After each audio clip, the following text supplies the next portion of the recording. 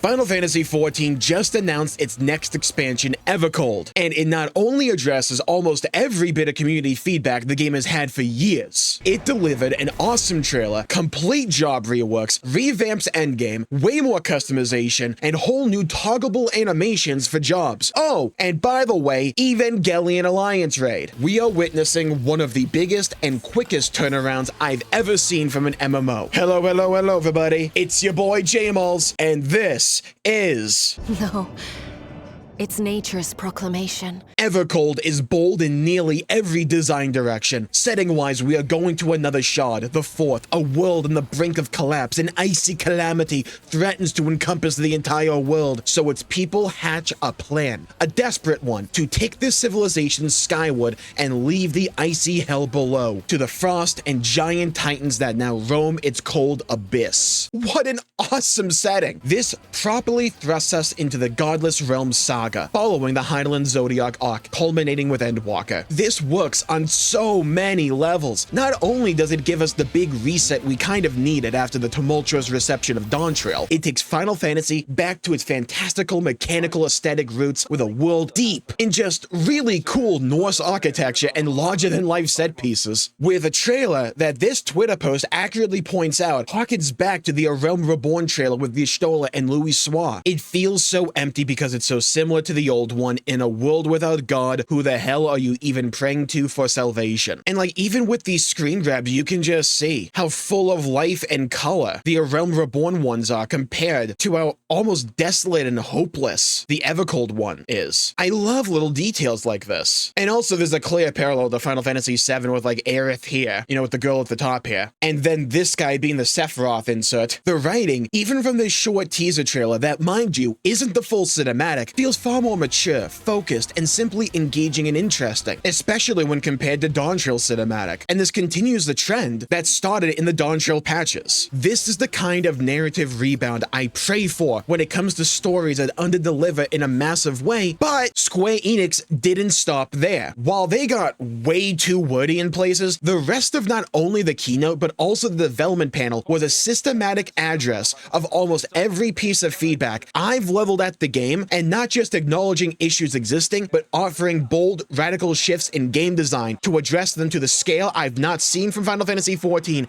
ever in my tenure, and I'd argue that we haven't seen since going back to the days of 1.0 to A Realm Reborn. I have been asking for excitement, I have been asking for giant change to this game's core structure. They are delivering on all fronts. I'm not even joking, it feels like they went through all of my videos and just checked every one of my boxes. Evercold feels like an expansion designed specifically to please me.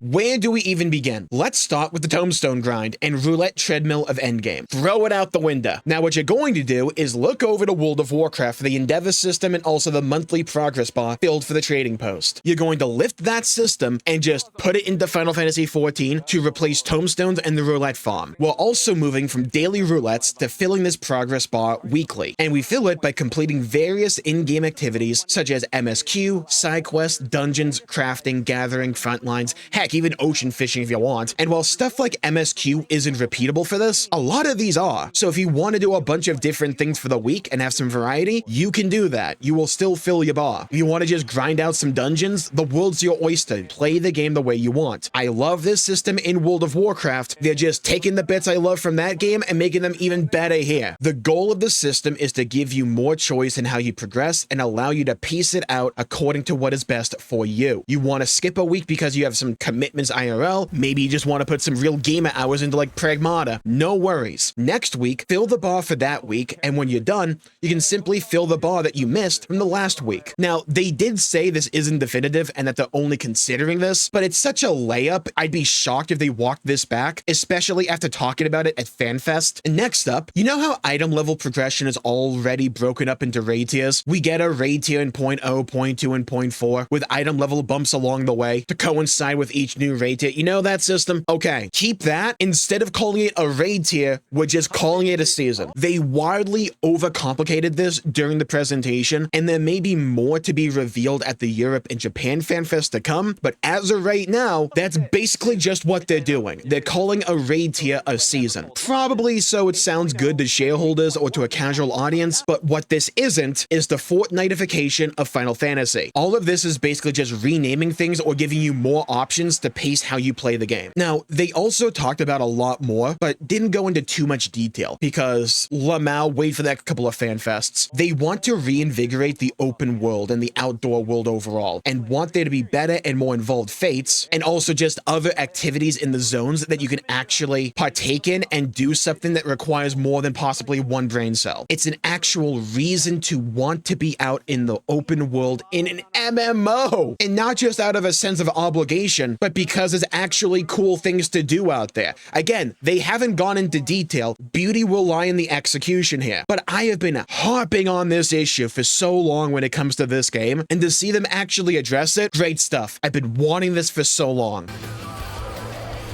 This was just me the entire fan fest, basically. But another massive, massive change. It's like, genuinely, this can't be overstated just how big of a change this is. This addresses one of the biggest crippling flaws with Final Fantasy XIV's game design. Let me explain. So what this is you can sync your item level to that of the job that you have that has the highest item level. There will still be advantages to getting the gear the proper way, such as like materia and like min-maxing numbers and all that. But if you want to play another job that you have max level that you just haven't geared, but you want to play it in the new content, you can do that. One of the biggest selling points historically for Final Fantasy XIV is the fact that you can play a bunch of different jobs on one character. When you get to Endgame though, that gets mega annoying because you have to grind gear up for all those different roles. If you play the game a bunch, you probably get that passively. But if you just decide you want to play something else, that is a massive time investment that runs antithetical to one of the things the game is kind of known for, which is being able to play a bunch of different jobs on one character. This just massively alleviates that one big issue. And if you still want to get gear on those other jobs, there is still a reason to do it. A true item level 790 that is min-max with materia and all that will be better, theoretically, than one you just scale up to 790. We're also getting a bunch more like character customization, just options across the board. Eye, hair color, skin tone, face paint layering, customization of eyes and lips, eyeshadow. I'm not going to use any of that personally. I just care about beards. There was one of these images which, yeah, right here, I don't remember that beard option. So like, who knows? Maybe I'll finally get like halfway decent facial hair options in this game. Oh yeah, you know those mod packs, by the way, that like swap out your jobs animations? Yeah, that's in the game now. Do you see what I'm talking about when it comes to like these giant changes that just incorporating into the game? It's like this by itself might be small, but when paired with everything else, it's like, my god, man, like give credit where credit is due. And another great change for glamour is just being able to like toggle on or off lots of individual gear pieces. I don't know how retroactive this is going to be, but like such a great change. Oh my god. With this example right here, you can turn off the belts, turn off the shoulder pads, some more examples like being able to turn off the scarf, the corsage. These are great changes that are massive for the people they target. There were so many massive changes announced at this fan fest. I forgot about this one. This one's arguably one of the biggest. Same region player matching. So it's like, I'm already on Ether, so like, this is probably gonna make a worse experience for me, who knows? But if you're in a region that is basically dead for Party Finder, well, here you go. This is gonna make the game so much better for so many people. And the best part is that Japan has to beta test this for us, so it's like, when we get it, hopefully it's fixed. Do you know how much an expansion has to announce, by the way, for the new jobs that were announced to be like a minor announcement in comparison? Yeah, we're still getting 2 new jobs. And like, what point do they just start only doing one? We thought this like a couple expansions ago. They still pump out 2 new ones. We're getting a tank and a ranged physical one. Now, we don't know what they are. We kind of know the tank though. We don't know the name. We know basically what it does though. Historically, Yoshi P's t-shirt, I'm not joking here, is a hint towards what one of the jobs ends up being. For instance, I believe during the Dawn Trail once he had like a TMNT t-shirt with Leonardo on it. Leonardo uses uses 2 swords. What job did we get in Dawntrail? Viper. Here, he has a shirt from the one fight from A Realm Reborn. I will never be able to pronounce this dude's name correctly. Rittenson. You know the giant dude who like back in the day lasted 4 seconds, and whenever you got him in the roulette for the day, you knew you're gonna be in and out within like 2 GCDs? The guy who uses 2 like gun shields? That's almost certainly what the tank job's going to be. Because we also know they're breaking the tanks off into main tank roles and also off tank roles. Paladin and the new tank will be main tank. That thing looks like a main tank to me. Double shields with guns on it? Yes, please. And there'll be a focus on like countering enemy attacks. And also, Final Fantasy XIV is coming to the Switch too, so prepare to have wipes in Party Finder because people have stick drift. I'm always a fan of multi-platform ports for games. More people having access to a game that I love, good news to me. And also, the Switch 2 version's coming out in August. Now, it's going to require a separate sub because Nintendo, but I think Square Enix managed to like haggle them down to where if you already have a sub for Final Fantasy XIV, get like 50% off. Yeah, right here. Not the most ideal circumstance, but hey, it's another port.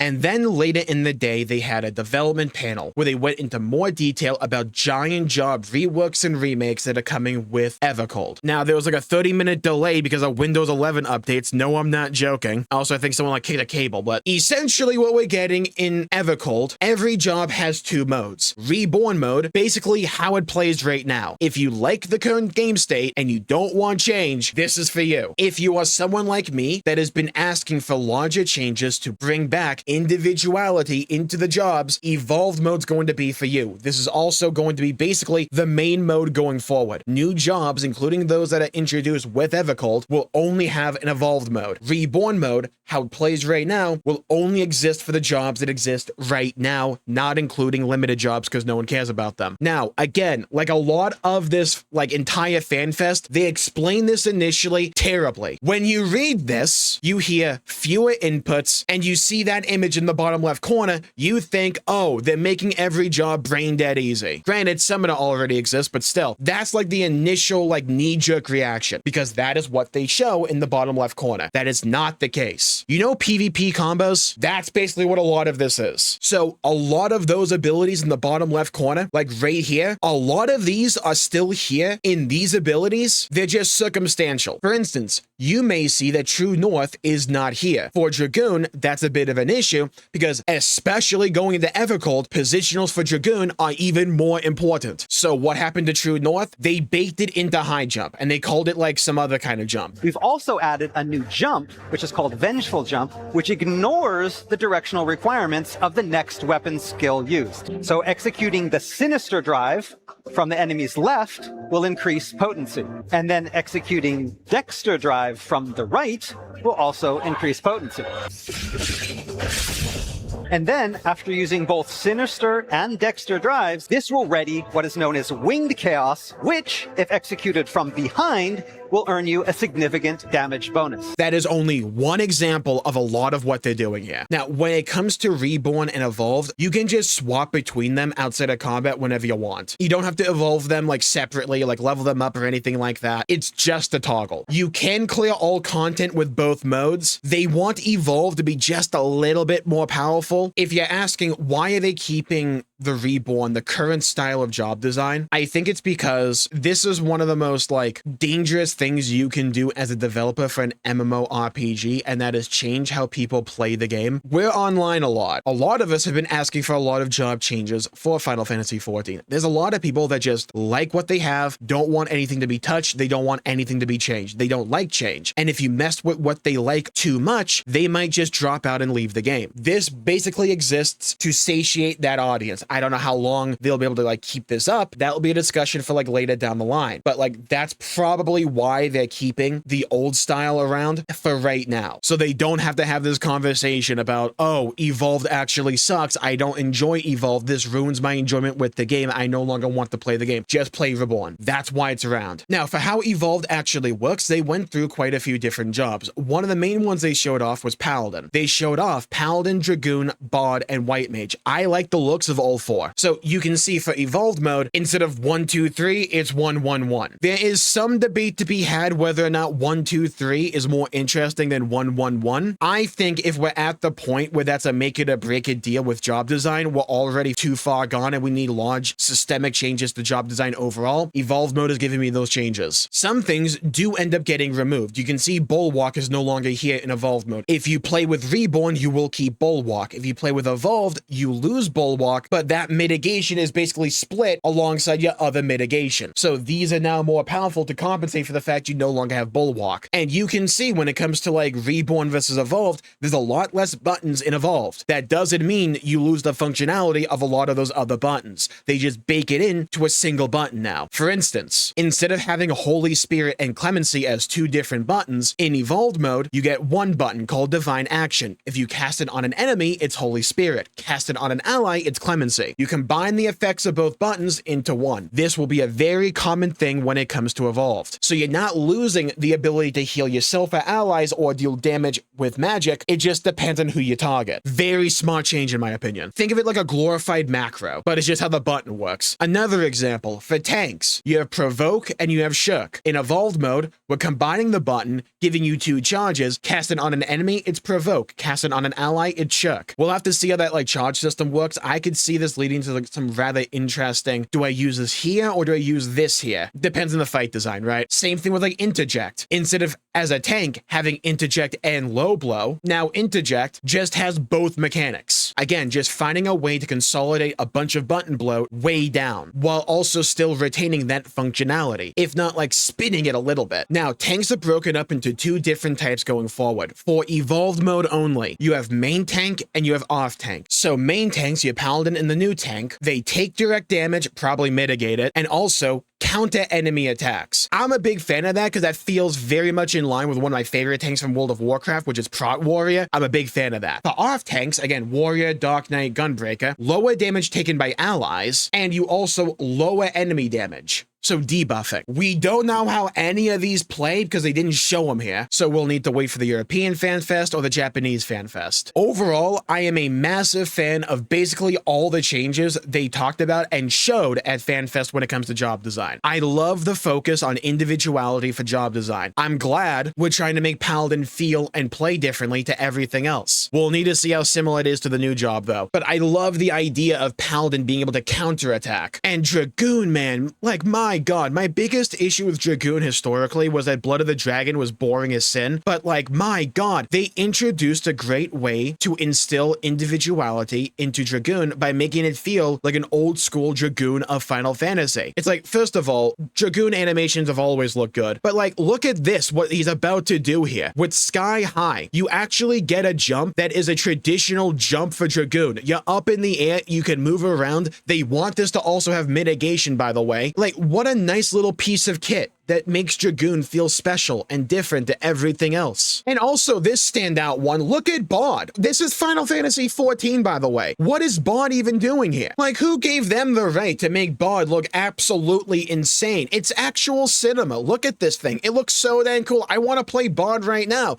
Do you know how depressing it is looking at this gameplay and then having to go back to Dawntrail for 7.5? Like, my God, man. We have to wait till 2027. Granted, it's only January, but still, like, we have to wait for like Evercold next year. Get me straight to Evercold right now. Like Bod being able to jump around everywhere, up, down, side to side. It's so dang cool, man. What a great way to make Bod feel special because it's all based around the songs as well. Now, we also have White Mage and like, I'm not a healer, so, you know, but I will say I like the direction of White Mage overall. I'm glad they're trying to focus more on having you feel like a healer and not just a DPS that occasionally heals. So your main damage dealing abilities, those will be instant cast, and they want you to focus on GCD healing. So again, trying to make you actively feel like you are a healer. That's not the only change that happened with like White Mage, but makes me kind of want to try healing a little bit, not gonna lie. Also, they're killing the 2-minute meta. They're just straight up killing this. They said it feels way too samey. It restricts boss design way too much because they have to build around the 2-minute meta. We're just throwing it out the window. This is such a radical shift in game design for Final Fantasy XIV, and this is the kind of stuff I've been wanting for so long along from this game. Be willing to take big, bold risks. That's what Evercold is. If it doesn't work immediately, we can iterate on it. It's fine, but the status quo, that wasn't good enough either, in my opinion. This sounds exciting. This sounds interesting. This makes me want to play Evercold even more.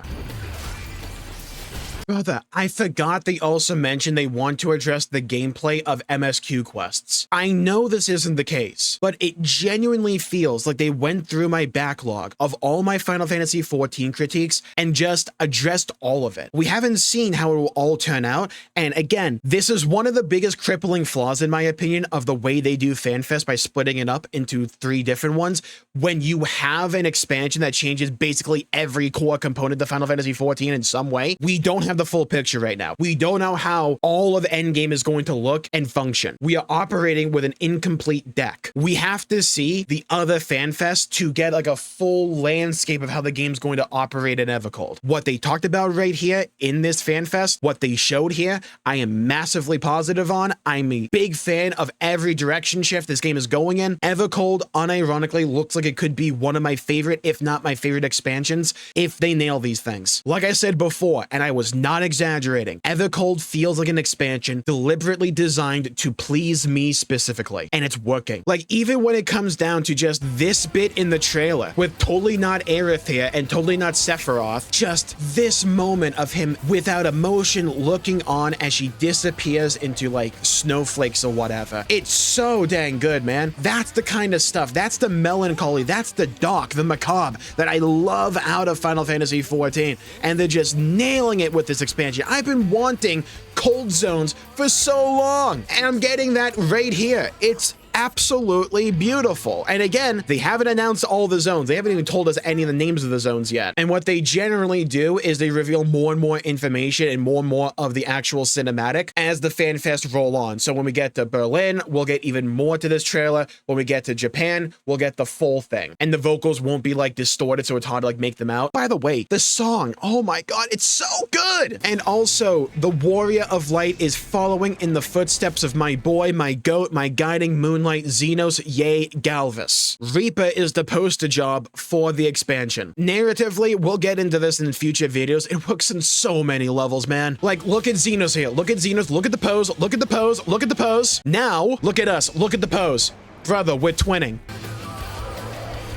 I am over the moon excited for Evercold. I will be critical to things that I don't like, but when you basically give me everything I've been asking for, of course I'm going to be excited for that. What a giant systemic change in direction for this game, and I couldn't be happier for it. Also, they're adding Shadowbringers to the free trial. Man, that's like one of the best stories I've ever experienced overall, and it's in the free trial. There was so much at this FanFest. So much. And here's where you come in. Leave a comment down below with your thoughts, your opinions on Evercold. And also, leave your wildest, craziest hot takes or theories in the comments down below, and I'll be reacting to them in a future video or videos. Yeah, I need your hot takes, your spicy takes, your boiling takes, and I need your best, craziest, wildest theories for the future story of Evercold. Leave them in the comments down below. While you're down there, please leave a like and subscribe. It really helps the channel out and helps support future content, and I greatly appreciate it. And you already know I was reacting to the trailer on my live stream, and it was a mind-blowing experience. Want to see my reaction to that trailer? Check out this video right here for more. Thank you all for tuning in. Stay safe, have a great day, and I'll see you all next time. Bye-bye, everybody. Until we meet again!